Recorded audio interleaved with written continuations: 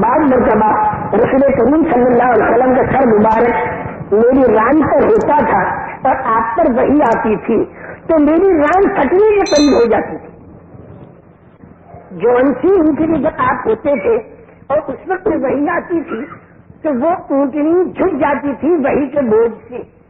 وحی پر رسول اکرم صلی اللہ علیہ وسلم پر بڑا زبردست مجاہدہ پڑتا تھا اور پھر وہ چیز آپ کے اندر اترتی تھی اور پھر آپ زبان مبارک سے اس قرآن پاک کو پڑھتے تھے اور لوگ منتظر رہتے تھے کہ اب کیا اترتا ہے، اب کیا اترتا ہے، اللہ کا کون سا حکم اترتا ہے.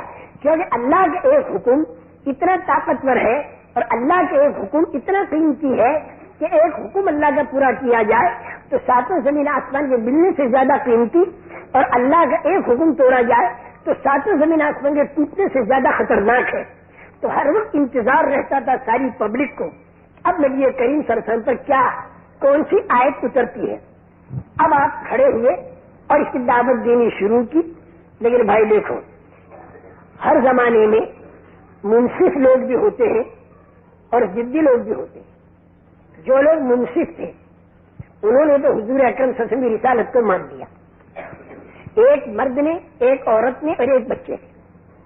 مرد تو صدیق اکبر، عورت حضرت خدیجہ کبریٰ رضی اللہ تعالیٰ عنہ اور بچہ حضرت علی. میری بہنیں اچھی طرح سے سمجھ لیں بات کو کہ صرف مردوں کا تبلیغ میں لگنا اس سے دین پورا نہیں پھیل سکے گا جب تک عورتیں اور بچے مردوں کی طرح قربانی میں شامل نہ ہو. اس امت کا وجود ایک مرد کی قربانی حضرت ابراہیم علیہ السلام، ایک عورت کی قربانی حضرت حاجرہ رضی اللہ تعالیٰ عنہ اور ایک بچے کی قربانی حضرت اسماعیل علیہ السلام. ان تین کی قربانی پر بیت اللہ شریف کی تعمیر ہوئی اور اس پر جو دعا مانگی تو اس نے اس امت مسلمہ کا وجود مانگا. تو اس امت مسلمہ کا وجود جو ہے ایک مرد کی قربانی، ایک عورت کی قربانی، ایک بچے کی قربانی. اسی طرح میرے محترم دوستو، اس امت مسلمہ کا بقا اور اس امت مسلمہ کی ترقی مردوں کی قربانی کے ساتھ، عورتوں کی قربانی کے ساتھ اور بچوں کی قربانی کے ساتھ وابستہ ہے. اب ہماری بہنیں بہت تعجب کر رہی ہوں گی کہ بچوں سے کیا قربانیاں دلوانا. بچوں کی قربانی یہ ہے کہ ماحول سارا بگڑا ہوا، ماحول سارا ماڈرن ٹائپ کا، اس کے اندر بچوں کو اگر شرعی لباس پہنایا جائے، شرعی باتیں بتائی جائیں تو ان بچوں کا دوسرے بچوں میں مذاق اڑے گا کیونکہ سوسائٹی میں انفٹ ہو گئے. اپنے بچوں کی ایسی عادت ڈالی جائے کہ یہ جمے رہے. جیسے میں نے پچھلی مرتبہ بھی مستورات کے بیان میں شاید عرض کیا تھا ایک قصہ. میں سچ کہتا ہوں، عورتوں اور مردوں اور بچوں کی قربانی پھر دیکھو پورے نظام عالم پر کیا اثر پڑتا ہے. نبی پاک صلی اللہ علیہ وسلم کو نبی نہیں مانا ضدیوں نے. دلیل اللہ تمہاری نبوت کی کہ قرآن تمہاری کتاب نہیں ہے، یہ قرآن اللہ کی کتاب ہے، تم گھر کے لاتے ہو. تو حضور اکرم صلی اللہ علیہ وسلم نے فرمایا کہ میں بے پڑھا ہوں، تم لوگ پڑھے لکھے ہو، تمہارے لڑکے لڑکیاں بھی شاعر ہیں، میں بے پڑھا ہوں. میں بے پڑھا آدمی پورا قرآن تمہیں سناتا ہوں تو تم پڑھے لکھے مل کر 10 صورتیں لاؤ، نہیں لا سکے. 1 صورت لاؤ، نہیں لا سکے. فلیات بحدیث مثلہ، تم ایک آیت ہی لاؤ، ایک بات قرآن جیسی لاؤ، بالکل نہیں لا سکے. اور آپ نے چیلنج کیا، نہ تو تم لا سکو گے نہ قیامت تک کوئی لا سکے گا. یہ حضور پاک سے چیلنج کیا.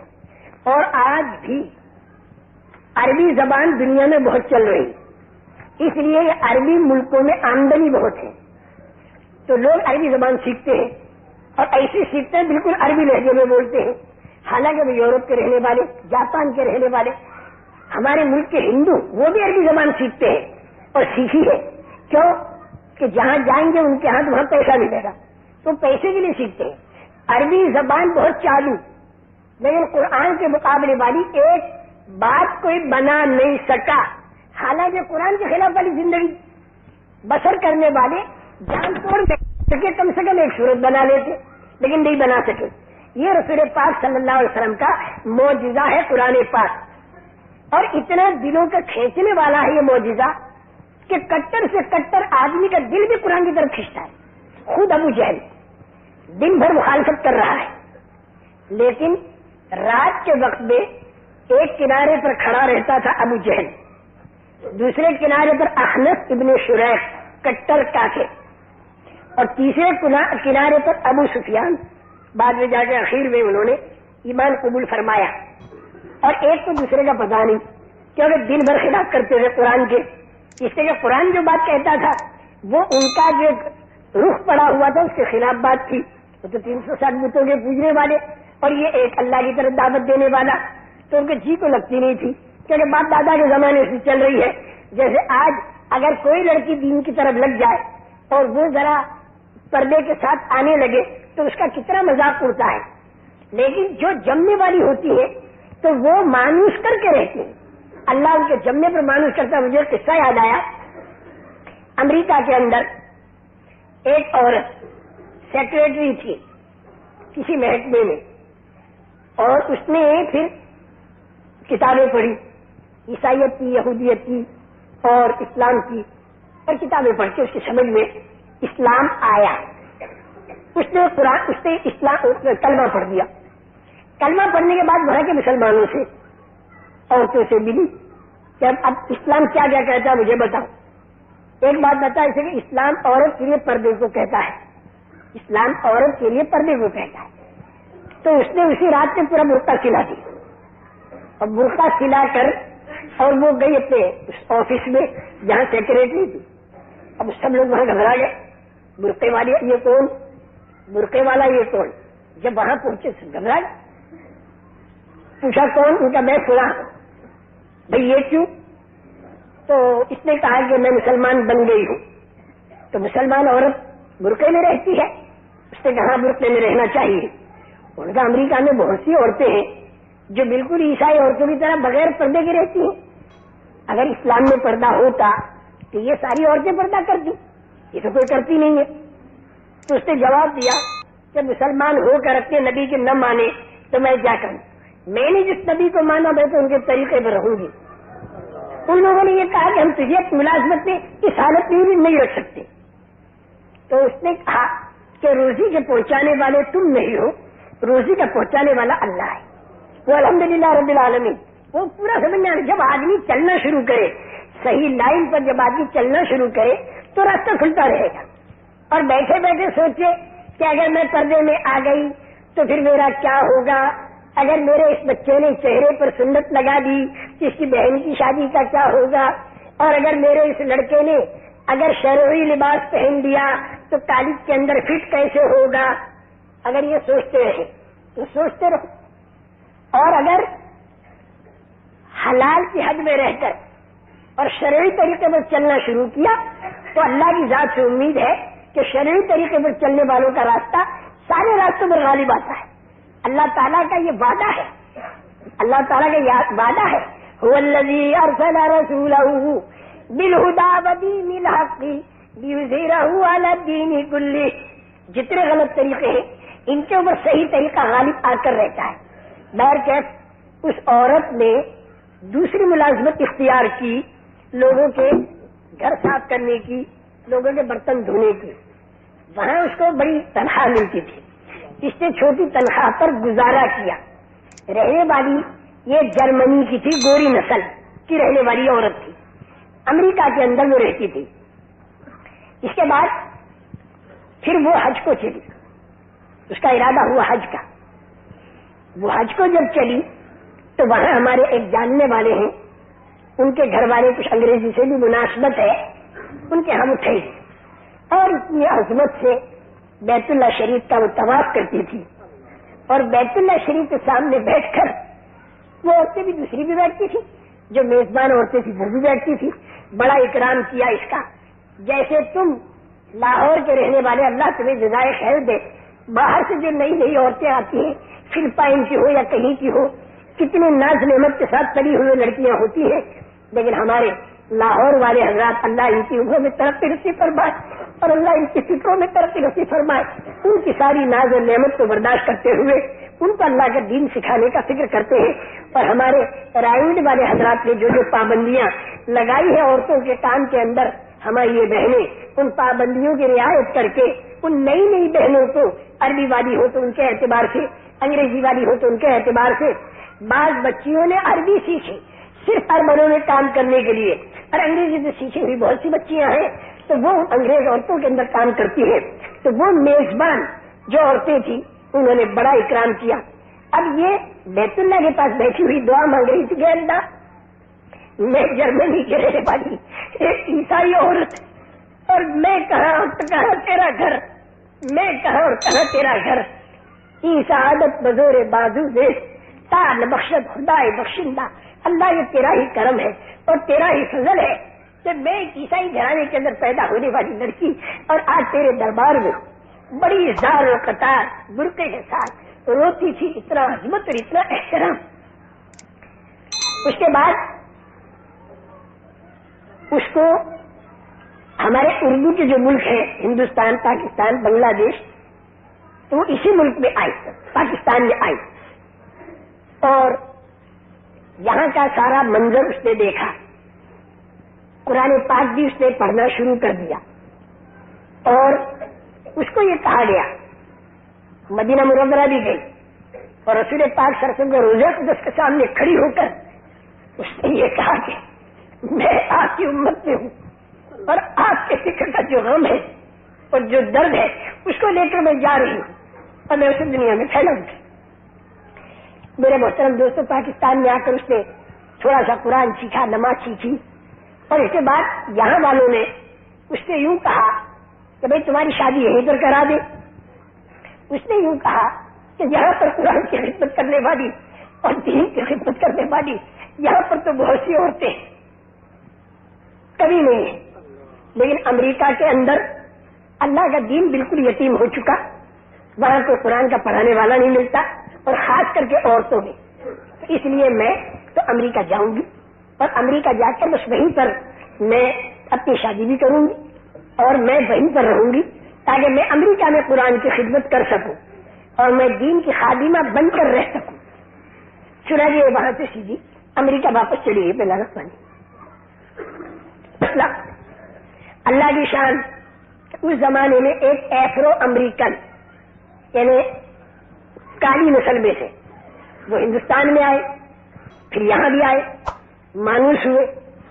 مانوس ہو کر انہوں نے اعتقادی ہمارے ہاں کیا اور انہوں نے زندگی بھر اللہ کے دین کے کام کرنے کا ارادہ کیا اور اس کے بعد وہ واپس گئے.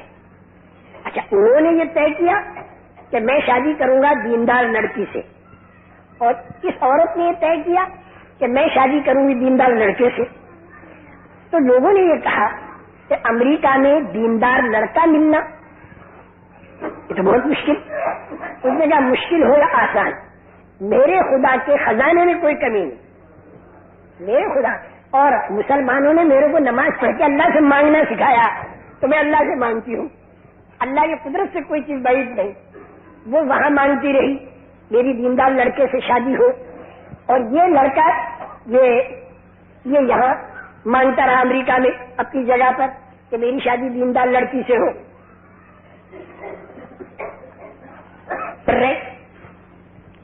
ادھر کے لوگ الگ، ادھر کے لوگ الگ، دونوں ہیں نیو یارک کے اندر اور دعائیں مانگ رہے. بہت ترغیب دی جا رہی کہ کر لے شادی. تو نے کہا بے دین سے تو نہیں کروں گی، اس لیے کہ رسول کریم صلی اللہ علیہ وسلم نے یہ بتا دیا کہ فاظفر لذات الدین تربت یداک، فاظفر لذات الدین تربت یداک. دیندار کے ساتھ معاملہ کرو، بے دین کے ساتھ نہیں. دینداری کے ساتھ پھر گھر کے اعتبار سے جو مناسب لڑکی ملے اس سے شادی کرو. اللہ کا کرنا یہ ہوا کہ اس لڑکے کی خبر اس لڑکی کو دی. اب دیکھیں، لڑکی تو گوری نسل کی، لڑکا کالی نسل کا. اس کے لیے اس لڑکی سے شادی تو آسان ہے، اس کے لیے اس لڑکے سے شادی مشکل ہے. دونوں کو خبریں ملی، لڑکا تو تیار ہو گیا. دنیاوی اعتبار سے بھی اس کے لیے ظاہر کے اندر بڑے اعزاز کی چیز تھی. اس لڑکی سے بات کی تو لڑکی نے کہا وہ دیندار ہے کہ نہیں؟ ان کا دیندار ہے، تبلیغ میں اتنا وقت لگائے ہوئے ہے، ساری بات کہی. وہ لڑکی تیار ہو گئی.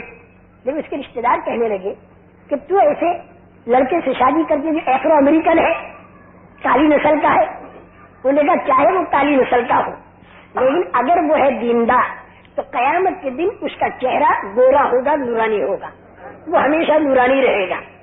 چند سال دنیا کے یہ چاہے کا چہرہ کالا ہو میں اسے برداشت کروں گی، لیکن یہ چہرہ قیامت میں نورانی ہوگا. یوم تبیض وجوہ وتسود وجوہ، قیامت کے دن بہت سے چہرے سفید، بہت سے چہرے کالے. شادی ہو گئی، نکاح ہو گیا، رخصتی ہو گئی، سب ہو گیا. اب اس کے بعد وہ لڑکی دوسری لڑکیوں کو قرآن پڑھا رہی ہے. اس کے بعد یہ دونوں کا جوڑا ہمارے ملک میں آیا، دونوں میاں بیوی. وہ بچہ بھی پیدا ہو چکا تھا ایک، اور وہ بچہ کھیلتا بھی تھا. ہماری بھی ایک چھوٹی سی بچی تھی، صدیقہ نام تھا اس کا، جس کا انتقال رمضان میں ہوا. اسی رمضان میں 21 سال کی عمر میں بچہ پیدا ہونے کے بعد، جس کا ابھی تک ہم سے بھلائی نہیں جاتی وہ بچی. وہ بچہ اور بچی سیڑھی پر چل رہے تھے تو ہماری بچی اس بچے نے گرا دیا تو اس کو چوٹ آئی. تو اب تک اس کی ماں کو، باپ کو، اس لڑکیوں کو اب تک بھی یاد ہے. تو اس کے انتقال کی خبر ملی تو بہت ہی انہیں صدمہ ہوا. ان کی تشکیل ہم لوگوں نے کی یونیورسٹی کی. اب یونیورسٹی کی جب تشکیل ہوئی تو وہاں پر جو استانیاں اور جو لڑکیاں پڑھنے والیاں تھیں وہ تو آپ جانتے ہو کہ ماڈرن ٹائپ کی ہوتی ہے، ساری ماڈرن ٹائپ کی تھی. جب انہیں معلوم ہوا کہ امریکن عورت اور پھر وہ بھی گوری نسل کی وہ آئی ہے اور اس کا بیان ہوگا،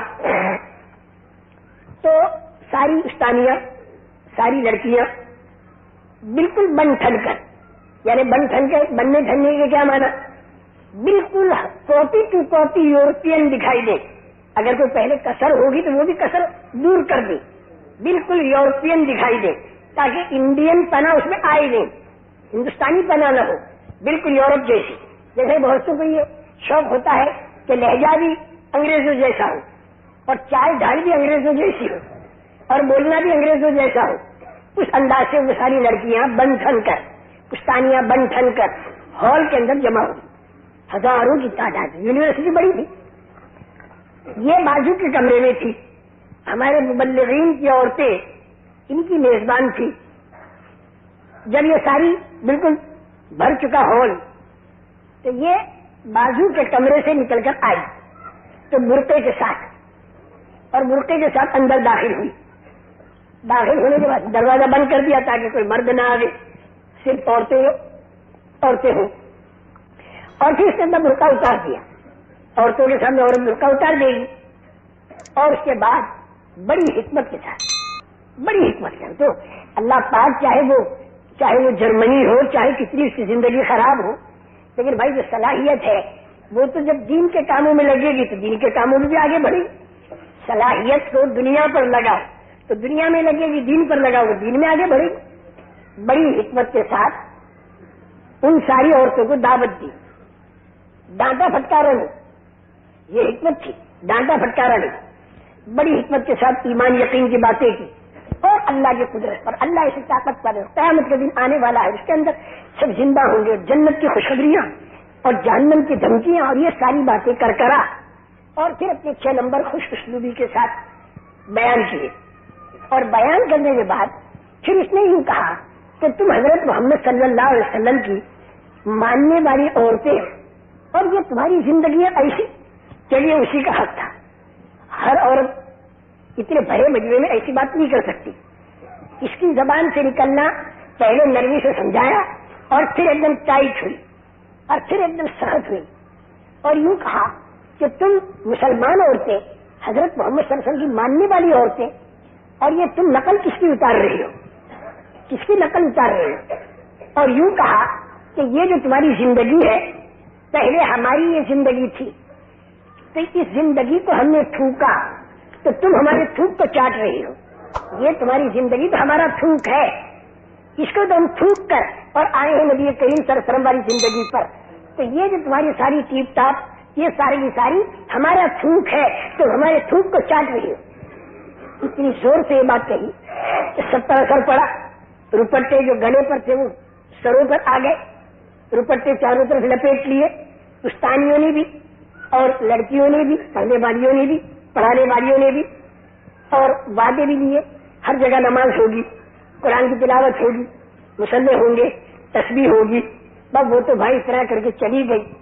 اب اس یونیورسٹی کے اندر اب گھر گھر سے قرآن کی آوازیں آ رہی ہیں، تسبیحیں پڑھ رہی ہیں، وہ لڑکیاں مصلے بچھا رہی ہیں. اب سمر ویکیشن چھٹیاں آئی موسم گرما کی، تو اب وہی لڑکیاں اپنے محرموں کو خط لکھ رہی ہیں، کوئی باپ پر کوئی بھائی پر، کہ ہمیں تو جماعت میں جانا ہے اور تم ہمارے ساتھ محرم بن کے چلو، بغیر محرم کے ہم کو جماعت میں نہیں بھیجیں گے. بہت سے دیندار گھرانے کی لڑکی، وہ دیندار گھرانے والے سوچ میں پڑ گئے ہماری لڑکی میں دین کہاں سے آ گیا. ہم تو مایوس ہو چکے تھے اس لڑکی سے، اس میں اتنا دین کہاں سے آیا. تو کسی کا باپ آ رہا ہے، تو کسی کا بھائی آ رہا ہے، تو کسی کا چچا آ رہا ہے، اور ان کی جماعتیں عورتوں مردوں کی نکلی، اور اس کے اندر ایسی ایسی لڑکیاں کام کرنے والیاں بنی کہ باہر سے آنے والی عورتوں کو وہی لڑکیاں سنبھالتی. تو میں عرض کرتا ہوں میرے محترم دوستوں اور بزرگوں کہ عورتیں، مرد اور بچے یہ سارے کے سارے قربانیوں پر ہیں. اور قربانی کیا؟ اصل تو ذہن بننا ہے. ذہن بنے گا ان اعمال کے ذریعے جو اعمال بتائے جاتے ہیں. خوش اسلوبی کے ساتھ عورتوں کے لیے گھر گھر تعلیم کے حلقے ہوں، اس میں کسی قسم کی کوئی پابندی نہیں. فضائل کی کتابوں سے مرد اگر پڑھے لکھے ہو تو وہ کتاب سنانے، اور گھر کی عورتیں اور بچے اس کتاب کو دھیان سے سنیں. اور اگر بعض مرتبہ ایسا ہوتا ہے کہ مرد مشغول زیادہ ہے تو گھر کی جو بڑی عمر کی عورت ہے یہ تعلیم کا حلقہ کرے، اس کے اندر نمازوں کا سیکھنا سکھانا. جہاں آپ تعلیم کا حلقہ کرو گی اور نمازوں کا سیکھنا سکھانا کرو گی تو آسمان کے جتنے فرشتے ہیں یہ سارے آپ کے لیے دعا ہونے لگ جائیں گے. یہ اللہ کے پیارے نبی حضرت محمد صلی اللہ علیہ وسلم نے ہم کو بتایا کہ آسمان کے سارے فرشتے دعا میں لگ جائیں گے. لا یصلون علی معلم الناس خیرا، یہ حدیث صحیح بھی ہے اور صریح بھی ہے. ہمارے ہاں جی ایک 6 سال کا بچہ ہمارے پاس آیا اور اس نے کہا مولوی صاحب میری سونے کی دعا آپ سن لو. میں نے سنی، وہ لمبی دعا تھی. اللہم اسلمت نفسی الیک ووجہت وجہی الیک وفوضت امری الیک والجأت ظہری الیک رغبتاً ورہبتاً الیک لا ملجا ولا منجا منک الا الیک آمنت بکتابک الذی ارسلت وبنبیک آمنت بکتابک الذی انزلت وبنبیک الذی ارسلت. اتنی لمبی دعا. میں نے کہا کہیں کسی لفظ میں بھول نہ ہو، تو میں نے مشکاۃ شریف نکالی. میں نے کہا بیٹا اب پڑھی، بالکل جیسی کتاب میں لکھی تھی ویسی اسے یاد. پھر میں نے پوچھا بیٹا تو نے کہاں سیکھی؟ تو اس نے کہا میں نے یہ اپنی ماں کے پاس سیکھی. میں نے پوچھا تیری ماں نے ایسی کتنی دعائیں یاد کرائی؟ اس نے کہا کہو تو سب سنا دوں، میرے پاس وقت نہیں تھا. میں نے کہا تیری ماں کو کس نے سکھایا؟ اس نے کہا میرے ماں کو میرے بابا نے سکھایا. اور تیرے بابا کو کس نے سکھایا؟ ان کا وہ جماعتوں میں پھر کر سیکھے، جماعتوں میں پھر کر سیکھے. اب یہ پھر میں نے کہا تو نے کتنوں کو سکھایا؟ تو بچہ یوں کہنے لگا کہ جب عورتوں کا اجتماع ہوتا ہے میری ماں میرے کو ہاتھ پکڑ کے لے جاتی ہے. جب بیان وغیرہ پورا ہو جاتا ہے تو اس وقت عورتیں پھر ادھر ادھر کی باتوں میں لگتی ہیں، تو میری ماں مجھے عورتوں کے حلقے میں بٹھا دیتی ہے. تو میں 10-15 عورتوں کو پھر یہ دعا سکھاتا ہوں. تو سینکڑوں عورتوں کو میں نے سکھا دی یہ دعا. اس سے انداز یہ لگتا ہے کہ ہمارے مرد بھی دائی، ہماری عورتیں بھی دائی، اور ہمارے بچے بھی دائی، یہ سب دائی بنے. تو قیامت کے دن کیا ہوگا؟ مردوں کا حشر تو ہوگا نبیوں کے ساتھ، عورتوں کا حشر ہوگا نبیوں کی نیک بیویوں کے ساتھ.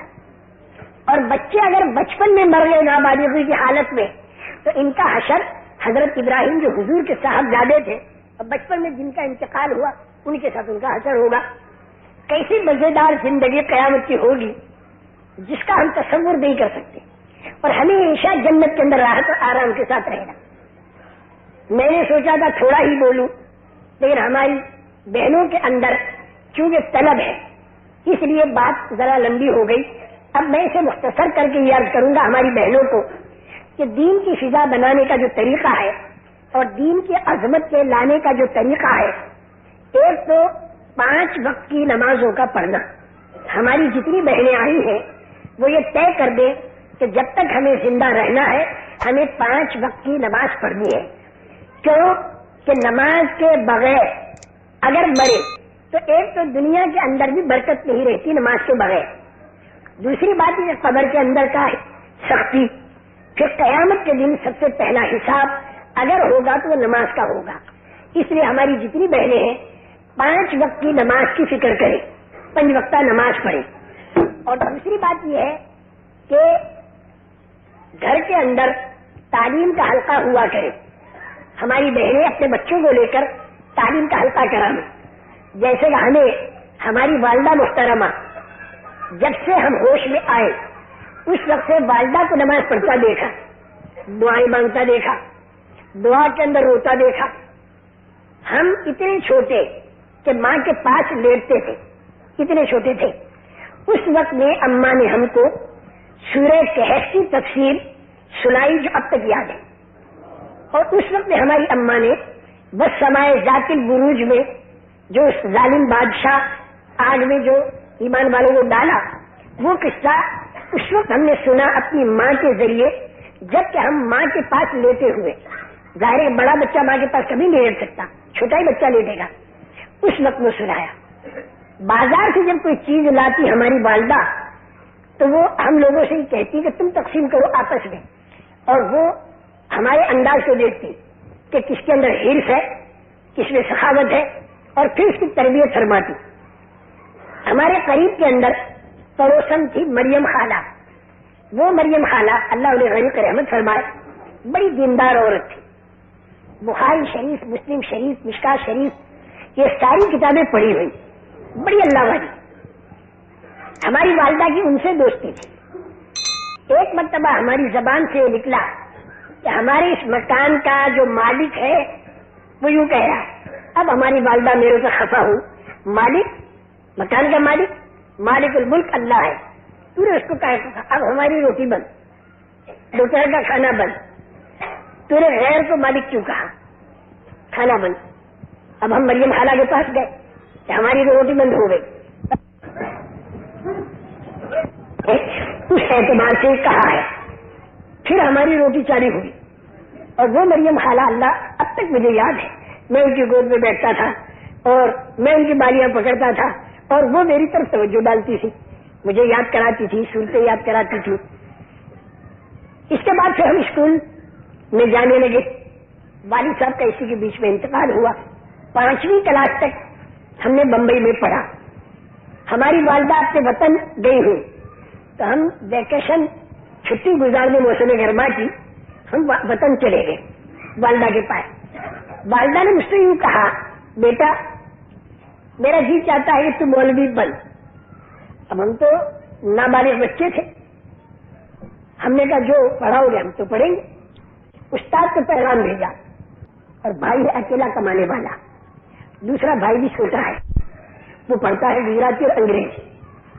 اس کو اگر تعلیم اچھی ہم حاصل کرا دیں گے تو ہمارے گھروں کا خرچہ ملے گا، مولوی بنے گا بہت تھوڑی آمدنی ہوگی، گریجویٹ بنے گا آمدنی زیادہ ہوگی. سمجھایا. ہماری والدہ نے کہا میرے کو تو دین چاہیے، میرے کو تو آخرت چاہیے، اس سے میں تب تو بچے کو مولوی بناؤں گی. اب اس کے بعد وہ کہنے لگے کہ دین کے ساتھ کچھ دنیا کو بھی دیکھنا چاہیے اماں جان. ہماری والدہ نے کہا بس. جب زیادہ انہوں نے زور دیا تو ہماری والدہ یوں کہنے لگی کہ کیا بار بار بار بار دنیا دنیا دنیا کرتے ہو. یوں کہا کہ اگر اس نے دین سیکھ لیا، اگر اس نے واقعی دین سیکھ لیا جسے دین کہتے ہیں، تو دنیا تو اس کی ٹھوکروں میں ہوگی.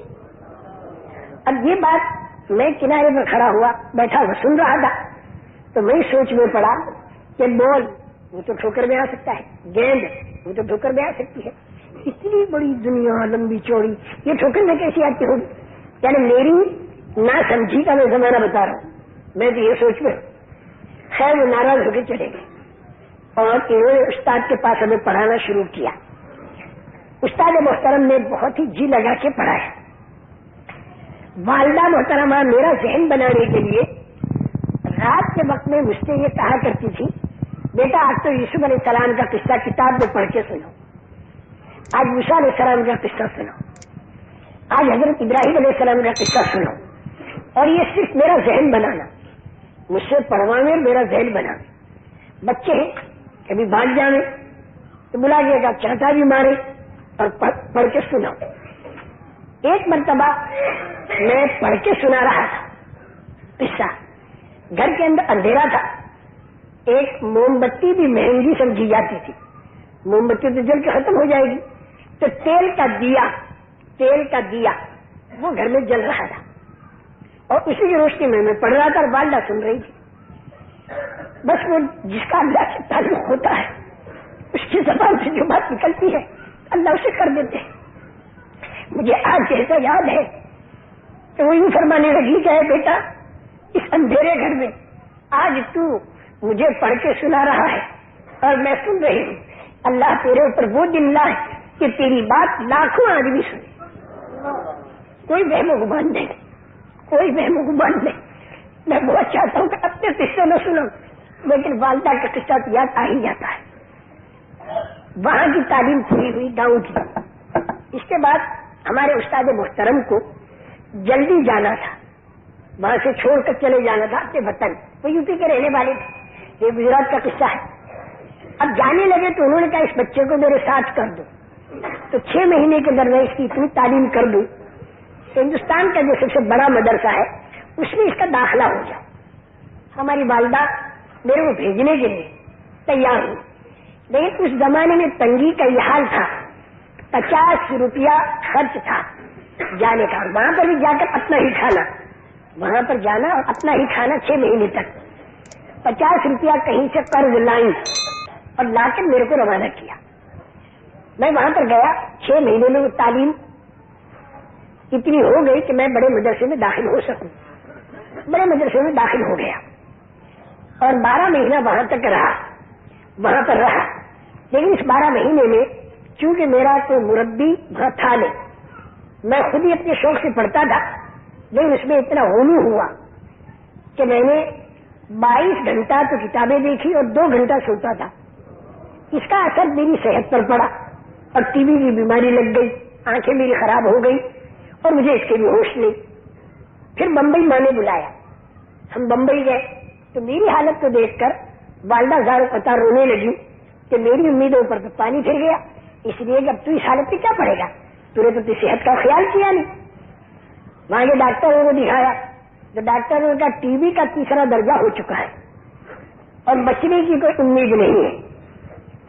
تسلی کے لیے دوائیں اس کو دیتے رہو اور بچنے کا انتظار مت کرو, بچے گا نہیں. تو ہم نے اپنی والدہ محترمہ سے یوں کہا کہ جب مرنا ہی ہے تو وطن میں کیوں مرنا, اللہ کے راستے میں مرے. والدہ اور زیادہ رونے لگی. لیکن پھر وہیں پر میری تعلیم شروع ہو گئی. اس میں 4 مہینے تبلیغ کے بھی ہوئے اور پھر وہیں پر میری تعلیم موقوف دورے تک کی بمبئی ہی کے اندر ہوئی. شادی بھی ہوئی, اولاد بھی ہوئی اور موقوف دورے تک کی تعلیم میری بمبئی کی ہوئی. اس کے بعد پھر بڑے مدرسے میں دورہ پڑھنے کے لیے جانا. اب اس میں ہماری والدہ محترمہ اللہ تعالیٰ انہیں غریق رحمت فرمائے, درمیان میں ہم سے قرآن سنتی تھی. ہم والدہ کو قرآن سناتے تھے. والدہ کے سامنے جب جہنم کا تذکرہ آتا تھا تو زاروں قطار روتی تھی. اب ہمیں یاد آتا ہے کہ وہ اتنا کیوں ہوتی تھی. جنت کا تذکرہ آتا تھا خوش ہو جاتی تھی. 8واں پارہ اس میں جنت جہنم کے بڑے تذکرے. فرمایا بیٹا 8واں پارہ سنو. اب ہم 8واں پارہ سنا میں تو اس میں جہنم کا جو ذکر آئے ان آیتوں کو چھوڑ دیں اور جنت کا ذکر سنا. تو ہماری والدہ نے مجھے روکا اور کہا بیٹا اس پارے میں جنت کے ساتھ جہنم کا بھی ذکر ہے تو وہ تو تم پڑھتے نہیں ہو, اس کو کیوں نہیں پڑھا تم نے. یہ انداز تھا ان کا. اب ہمارا بڑے مدرسے میں جانے کا وقت آیا 1 سال کے لیے اور والدہ کی طبیعت بہت زیادہ خراب تھی. آنکھیں بالکل معذور, دانتوں سے بالکل معذور, ہاتھ پیر سے بالکل معذور. اس حالت میں ہمیں بڑے مدرسے میں بھیجنا 1 سال کے لیے 1000-1500 میل دور. والدہ محترمہ نے مجھ سے کہا بیٹا تم جاؤ، بیٹا تم جاؤ. خیر ہمارے سر پر ہاتھ پھرایا اور ہمیں روانہ کیا. ہم آپ پڑھنے کے لیے گئے آخری دورے حدیث. اس کے بعد یہاں بمبئی میں والدہ محترمہ کی طبیعت زیادہ خراب ہو گئی تو ہماری جتنی رشتے دار عورتیں مرد سارے آ گئے، بہنیں بھی ہماری آ گئی، بھائی بھی سارے ہمارے آ گئے، اور بھائیوں کی بیویاں بھی، یہ سب. والدہ محترمہ کی طبیعت زیادہ خراب ہوئی تو لوگوں نے یہ کہا کہ اماں جان اگر کہو تار کر کے اس بیٹے کو بلا لے، تار کر کے اس بیٹے کو بلا لے. تو والدہ محترمہ نے فرمایا کہ نہیں، اس بیٹے کو مت بلاؤ، بس دوسرے جسے آنا چاہو آؤ، اسے مت بلاؤ. اس لیے کہ اگر میں مر گئی اور اللہ نے مجھے پوچھا کہ تو کیا لائی ہے تو میں کہوں گا اللہ میں خالی ہاتھ آئی ہوں اور اپنا ایک بیٹا تیرے راستے میں چھوڑ کر آئی ہوں، اپنا ایک بیٹا تیرے راستے میں چھوڑ کر آئی ہوں کہ میرے لیے نجات آخرت کا ذریعہ بنے.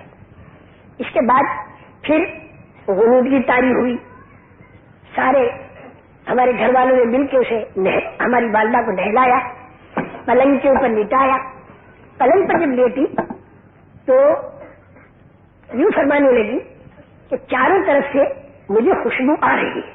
حالانکہ ناک کا نظام اتنا بگڑا ہوا تھا کہ خوشبو بدبو انہیں معلوم نہیں ہوتی تھی، تو چاروں طرف سے مجھے خوشبو آ رہی ہے. اور اس کے بعد السلام علیکم ورحمۃ اللہ وبرکاتہ یہ کہا اور کہا مار کر ہنسی اور پھر بے ہوش ہو گئی. بے ہوش ہو جانے کے بعد جب ہوش آیا تو ہمارے گھر کی مستورات نے پوچھا تو اماں جان یہ آپ نے کہا اس بات پر مارا اور سلام کسے کیا؟ تو یوں کہا کہ میرا وہ بیٹا جو 1500 میل دور ہے اس کو میں نے 2 فرشتوں کے بیچ میں دیکھا تو فرشتوں کو تو میں نے سلام کیا اور بچے کو دیکھ کر خوشی میں میں نے کہا مارا. بچے کو دیکھ کر خوشی میں میں نے کہا، حالانکہ دوسرے بھائی بہن وہیں پر ہیں لیکن آنکھوں کی بیماری نہ ہونے کی وجہ سے انہیں تو دیکھ نہ سکی، لیکن جو بچہ اتنی دور بھیجا گیا وہ بچہ انہیں دکھائی دے رہا ہے. اور اس کے بعد پھر کچھ وقت کے بعد پھر انتقال ہوا اور وہاں ہمارے پاس خبر آئی. آدھا سال گزر چکا تھا، آدھا سال باقی تھا، تو وہاں پر ہم نے ایصال ثواب کیا اور ایصال ثواب کر کے سال اپنا پورا کیا. سال پورا کر کے پھر ہم بمبئی پہنچے تو واللہ کی خبر پر گئے. تو میری محترم بہنوں، تم بہنوں سے بھی یہ گزارش ہے کہ گھروں کے اندر تعلیم کے حلقے کرو، 5 وقت کی نماز پڑھو. یہ دنیا کی زندگی ختم ہونے والی ہے، ایک دن موت آنے والی ہے اور یہ موت کسی کو نہیں چھوڑتی. کبھی بچپن میں آتی ہے، کبھی جوانی میں آتی ہے، کبھی بڑھاپے میں آتی ہے. موت ہر ایک کو آنی اور اس کے بعد زندگی ہمیشہ کی ہے. اور میری بہنوں یہ صرف تمہاری ذات کے بارے میں میں نہیں کہہ رہا بلکہ ایک ایک بہن کے اندر فکر پورے عالم کا ہو. ان عورتوں کو تو یہ کرنا چاہیے کہ اپنے اپنے گھروں کے اندر تعلیم ہو، 5 وقت کی نماز ہو، تسبیحات کی پابندی ہو، تیسرا کلمہ ہے درود شریف ہے، استغفار ہے، اس کی پابندی ہو، قرآن پاک کی تلاوت کا اہتمام ہو اور اپنے بچوں کی تربیت کا اہتمام ہو. بچوں کو سنت طریقے پر لانا، بچوں کو شریعت کے مطابق ان کی پرورش کرنا، یہ تو تمہاری گھریلو مصلحت کے مناسب بچے کو عربی مدرسے میں داخل کرنا یا انگریزی مدرسے میں اسکول میں داخل کرنا، یہ تو تمہارے اپنی گھر کی مصلحت کی بات ہے. مولوی بنے یا گریجویٹ بنے، دونوں حالتوں میں اگر یہ اولاد دیندار بنی تو یہ اپنے ماں باپ کے لیے ذخیرہ آخرت ہوگی. دیندار اولاد ماں باپ کے مرنے کے بعد جتنا دین کا کام کرتی رہے گی، ماں باپ کو قبر کے اندر لیتے لیتے ثواب ملے گا. ایک بات ہماری بہنوں سے یہ بھی عرض کر دی ہے کہ یہ مرد اللہ کے راستے میں نکلتے ہیں. بہت سے مرد ایسے ہیں کہ جن کا ابھی تک ذہن نہیں بنا. ہماری بہت سی بہنیں ایسی ہیں کہ جن کا ذہن بنا تو وہ اپنے گھر والوں کا ذہن بنا کر انہیں اللہ کے راستے میں بھیجے. اور اگر گھر والے خود تیار ہیں تو یہ بہنیں اپنے گھر والوں کو تیاری کے اندر مدد اور معاونت کریں. میں جانتا ہوں بچوں کی شادیوں کا مسئلہ ہوتا ہے، بچیوں کی شادیوں کا مسئلہ ہوتا ہے، گھر کے بہت سے کام ہوتے ہیں، لیکن ان کاموں کو تھوڑا آگے پیچھے کرنے کی ہماری بہنوں کی عادت پڑ گئی، اور اب تو اللہ کے فضل و کرم سے عورتوں اور مردوں کی مخلوط جماعتیں اللہ کے راستے نکلتی ہیں.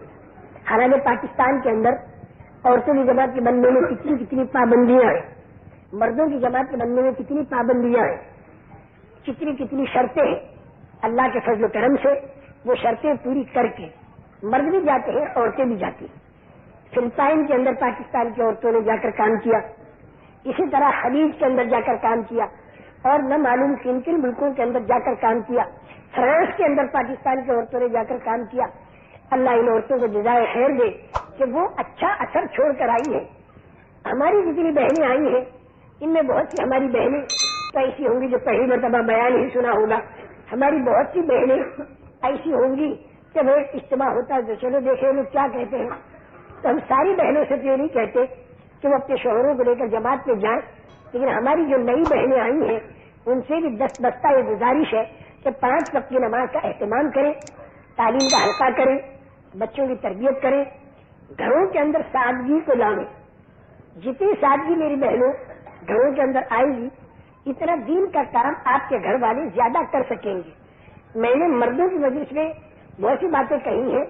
حضرت عمر رضی اللہ تعالیٰ بیت المقدس کا جو واقعہ ہے یہ بیان کر کے، اور جب یہودیوں نے چابی حوالے کی ہے تو ساری رات بیٹھ کر یہ مشورہ کیا کہ ان مسلمانوں کے ساتھ خدا کی مدد آتی ہے تو ہم کوئی مقابلہ نہیں کر سکتے، کسی صورت سے خدا کی مدد ہٹواؤ. تو خدا کی مدد کے ہٹانے کے انہوں نے 2 راستے بتائے. ایک تو مالیات کی لائن کی بے وصولیاں اور دوسرے عورتوں کی لائن کی بے وصولیاں. اس کے اندر اس امت کو مبتلا کرو. مالیات کی لائن کی بے وصولیوں میں کمائی میں حرام کا آنا اور خرچ میں فضول خرچی کا آنا. عورتوں کی لائن کی بے وصولیوں میں گھر گھر گانے کا آنا. یہ انہوں نے بتایا. یہ اللہ کے دشمن اس معاملے میں آج پوری دنیا کے اندر کامیاب ہو رہے ہیں. ان کی کامیابی ہماری ناکامی ہے. جتنا ہم ان لوگوں کے طریقے پر اپنی زندگی کو لائیں گے تو اتنا ہم گویا یہود اور نصارہ کو طاقت دے رہے ہیں، اور جتنا حضور اکرم صلی اللہ علیہ وسلم کے طریقے پر سادگی کو لائیں گے تو اتنا ان کا زور ٹوٹے گا اور نبی والی بات دنیا کے اندر چلے گی، اور پھر پاؤں پسار کر قبر کے اندر آرام کرنا ہوگا.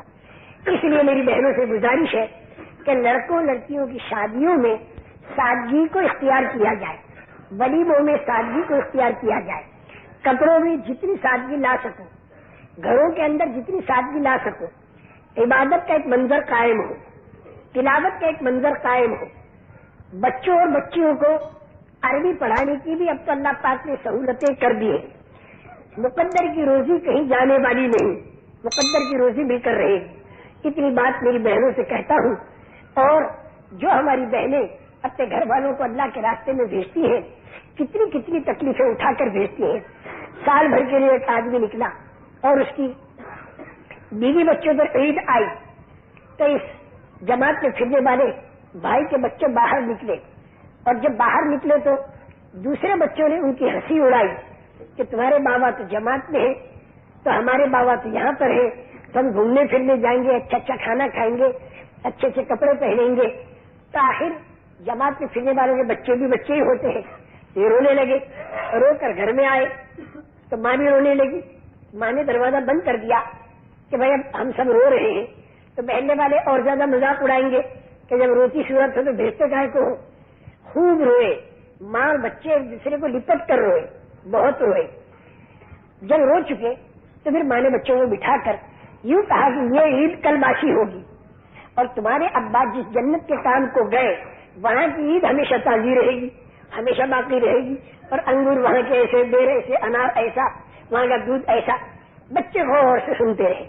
بابا تو وہاں اور بیوی بچے یہاں، اور بات ہوئی. بچے خوش ہو گئے، بولے بھائی ہماری عید تو بڑی بھاری ہوگی، ہمیشہ کی ہوگی. اب یہ بچے باہر گئے، دوسرے بچوں نے پھر مذاق اڑایا تو پھر ان بچوں نے سارے بچوں کو بٹھایا اور بٹھا کر ماں نے جو بات کہی تھی ساری کہنی شروع کی. ہمارے تو انگور اتنے بڑے ہوں گے، اور ہمارے بیر اتنے بڑے ہوں گے، اور ہمارے تو دودھ کی نہریں ہوں گی. اب وہ سارے بچے سن رہے. بڑی حیرت یہ ہوئی کہ بات تو مردوں کو سمجھا رہا، ماں نے بچوں کو سمجھایا، بچوں کو ذہن بنا رہے. یعنی اس کے اثرات کہاں تک پڑتے ہیں. یہ منظر تو یہاں گزرا اور باپ کے ساتھ کیا منظر گزرا کہ ایسے علاقے میں کہ ہر مسجد سے دھکے پڑے، یہاں تک کہ شہروں میں گاؤں میں بھی ٹھہرنے دیا. عید کی رات جنگل میں گزری، کتے نے پیشاب کیا، سب کے کپڑے ناپاک ہو گئے. ان کپڑوں کو دھو کر بھیگے ہوئے کپڑے پہن کر عیدگاہ میں گئے. لوگوں نے آگے دھکے مارے تو تیسری سخت نماز پڑھی. تو باپ تو اتنی تکلیفیں اٹھا رہا ہے باہر، ماں یہاں پر تکلیف اٹھا رہی، بچے بھی تکلیف اٹھا رہے.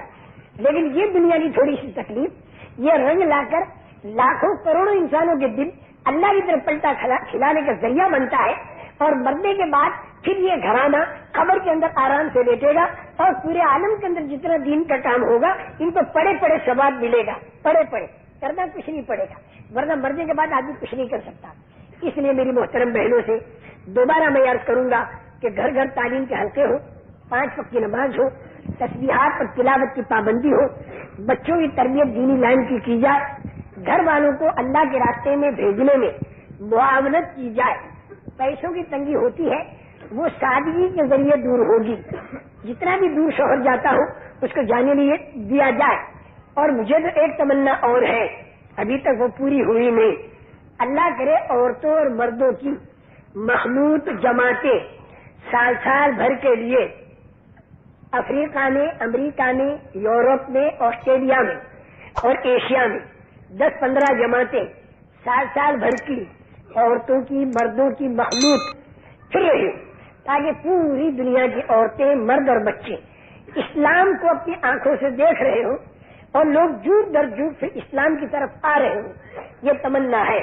ابھی تک تو ایک جماعت بھی عورتوں کی سال بھر کی نہیں نکلی، ابھی تک نہیں نکلی.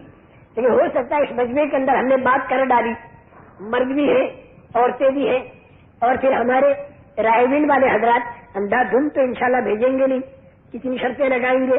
تو ان شرطوں کو اپنی سعادت مندی سمجھ کر اور سال بھر کی جماعت ایک مرتبہ اگر بن گئی تو پھر بنتی رہے گی، چلتی رہے، بنتی رہے گی، چلتی رہے اور دین پھیلتا رہے گا. جو بھی جماعت پہ پہل کر دے گی تو بعد والوں کا ثواب اسے ملے گا. بس اس کے اوپر میں اپنے بیان کو ختم کرتا ہوں. بھائی شبیر بھائی، 2 جگہ تعلیم ہوتی ہے. تعلیم کہاں ہوتی ہے کہ یہی بہنیں کھڑی ہو کر یوں لکھوائیں کہ میں اپنے گھر والے کو 4 مہینے کے لیے بھیجوں گی یا سال کے لیے بھیجوں گی یا 2 مہینے کے لیے بھیجوں گی. یہ بہنیں خود ہوا کہ ایک دوسرے کی تشکیل کریں. اور یہ ہمارا تجربہ ہے کہ عورتیں جب ارادہ کر کے جاتی ہیں تو گھر والوں کو تیار کر ہی دیتی ہیں. لیکن اتنی مہربانی کرنا کہ گھر والوں کو لڑائی کر کے تیار مت کرنا. اگر گھر والے تیار نہ ہو تو ان کو ذہن بنا کر تیار کرنا. اور نام جب یہاں پر ہمارے پاس آ جائے گا تو پھر ہمارے جو ساتھی ہیں یہ بھی تمہارے گھر والوں کو تیار کریں گے اور گھر سے تم تیار کرو گی.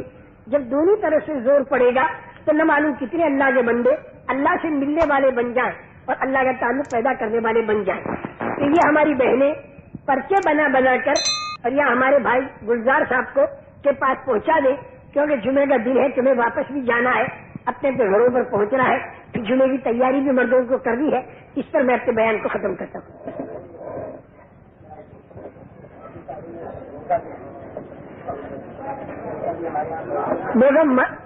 عورتوں اور مردوں کی مخلوط جماعت 3 دن کے لیے بھی جاتی ہے لاہور سے، جاتی ہے. تو اس کے اندر بھی ہماری بہنیں جانے کا ارادہ فرما میں 3 دن کے اندر جماعت کا پورا کام ہماری بہنوں کے سامنے آئے گا. اچھا بھائی درود شریف پڑھ لو.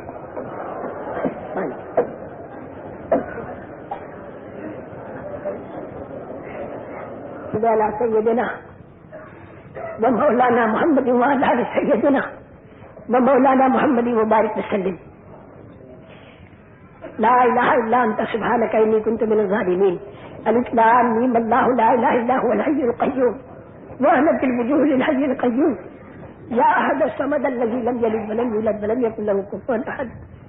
ربنا ظلمنا انفسنا وان لم تغفر لنا وترحمنا لنكونن من الخاسرین. رب اغفر وارحم وتجاوز عما تعلم انك انت الاعز الاكرم. اللهم انك عفو كريم تحب العفو فاعف عنا. اللهم انك عفو كريم تحب العفو فاعف عنا.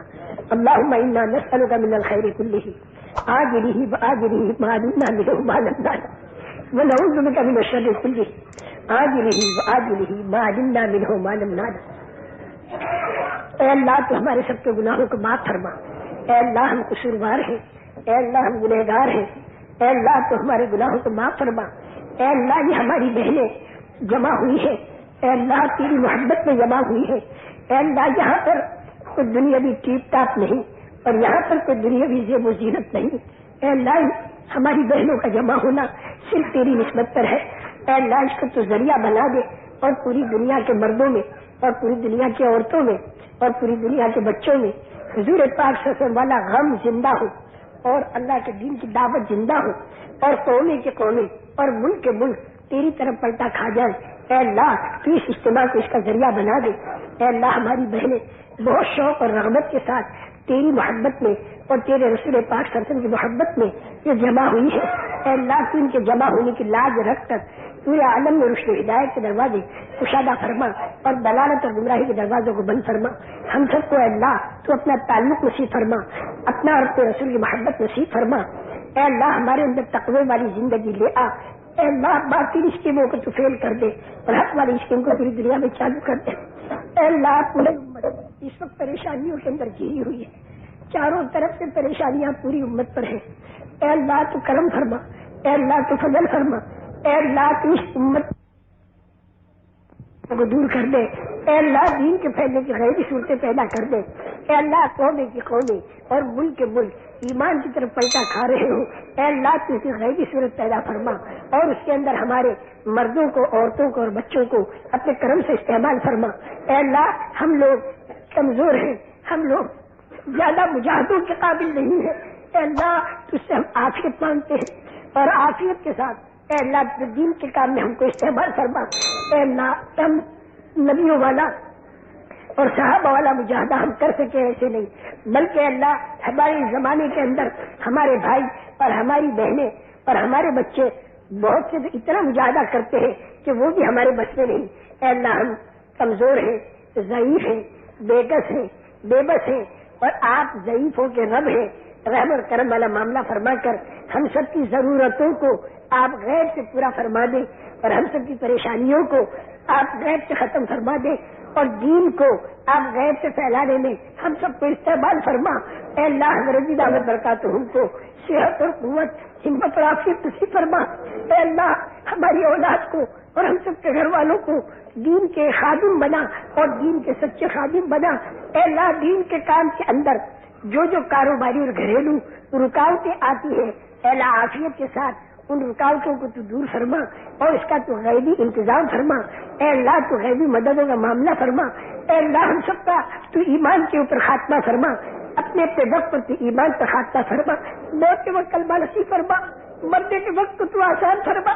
اے اللہ قبر کے عذاب سے ہماری حفاظت فرما۔ اے اللہ حشر کے میدان کی ذلتوں سے ہماری حفاظت فرما۔ اے اللہ جہنم کے عذاب سے ہماری حفاظت فرما۔ اے اللہ عرش کے نیچے ہمیں سایہ نصیب فرما۔ اے اللہ رسول پاک کرسن کے ہاتھوں ہمیں جام کوثر نصیب فرما۔ اے اللہ ہمارا نیکیوں کا پلڑا وزندار بنا دے، برائیوں کے پلڑوں کو ہلکا بنا دے بلکہ بالکل خالی کر دے۔ اے اللہ حضور اکرم صلی اللہ علیہ وسلم کے ہاتھوں جام کوثر ہمیں نصیب فرما، ہمارے داہنے ہاتھ کا نام اعمال میں رحمت فرما۔ اے اللہ قیامت کا دن بڑا بھیانک دن ہوگا، سارے انبیاء کرام علیہ السلام نفسی نفسی پکار رہے ہوں گے۔ اے اللہ اس بھیانک منظر کے اندر ہمیں جانا ہے۔ اے اللہ تو ہمارے اوپر رحم فرما، تو ہمارے اوپر کرم فرما۔ اے اللہ تیرے سامنے ہم سب کو حاضر ہونا ہے۔ اے اللہ اس کی تیاری کرنے کی اے اللہ تو ہمیں توفیق نصیب فرما۔ اے اللہ ہمارے نبی یا تو حوض کوثر پر پانی پلا رہے ہوں گے اور یا ترازو کے پاس کھڑے ہوئے سفارش کر رہے ہوں گے اور یا پل صراط کے پاس کھڑے کھڑے دعا مانگ رہے ہوں گے۔ اے اللہ ہمارے نبی پوری امت کی فکر قیامت کے دن کر رہے ہوں گے۔ اے اللہ اس وقت میں تو ہماری لاج رکھ لے۔ اے اللہ اس وقت میں تو ہماری لاج رکھ لے۔ اے اللہ جتنا دین کا کام ہو رہا ہے اے اللہ تو اسے قبول کر لے، اگر تیری طرف سے قبول ہوا تو اے اللہ بہت کچھ ہے۔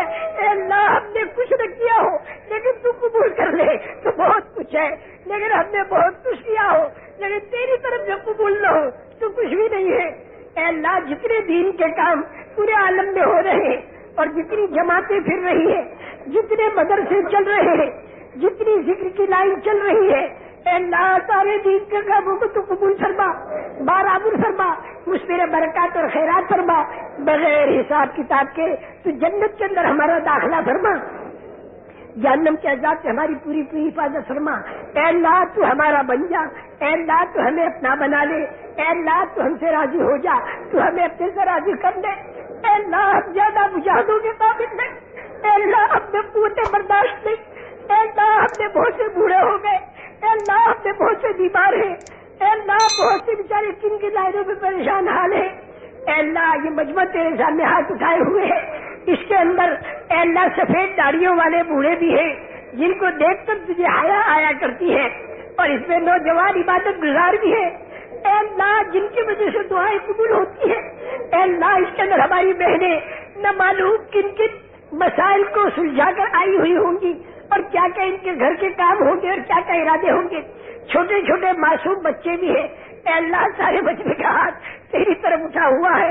اے اللہ اتنا بڑا مجمع اگر کسی سخی اور کریم کے دروازے پر پہنچ جائے اور صرف 2 پیسے مانگے، اے اللہ صرف 2 پیسے مانگے، یہ ساری عورتوں اور مردوں کا مجمع گڑ گڑا کر کسی کریم سے 2 پیسے مانگے، جیسے وہ 2 پیسے لیے بغیر نہیں لوٹے گا، اور سخی کو 2 پیسے دینا جتنا آسان ہے، اے ہمارے مولا تیرے لیے پورے عالم کے بستے والے انسانوں کے لیے، قیامت تک کے آنے والے انسانوں کے لیے ہدایت کا فیصلہ کر دینا اس سے بھی آسان ہے۔ اے اللہ تو آج کی اس دعا میں پورے عالم کے لیے تو ہدایت کے فیصلے کر دے، اور دین کے کام کرنے والوں کے ساتھ ایسی غیبی اجتماعی مدد فرما کہ پوری دنیا کے بے دین اور بے ایمان اس غیبی مدد کو دیکھ لے، اور ان میں جو انصاف والے ہیں وہ جوک در جوک ایمان کی طرف آ جائیں، اور جو ضدی اور عنادی رکاوٹ ڈالنے والے ہیں ان کی رکاوٹوں کو تو غیبی طریقے پر دور کر کے اور باقیوں کے لیے تو ہدایت کے فیصلے کر دے۔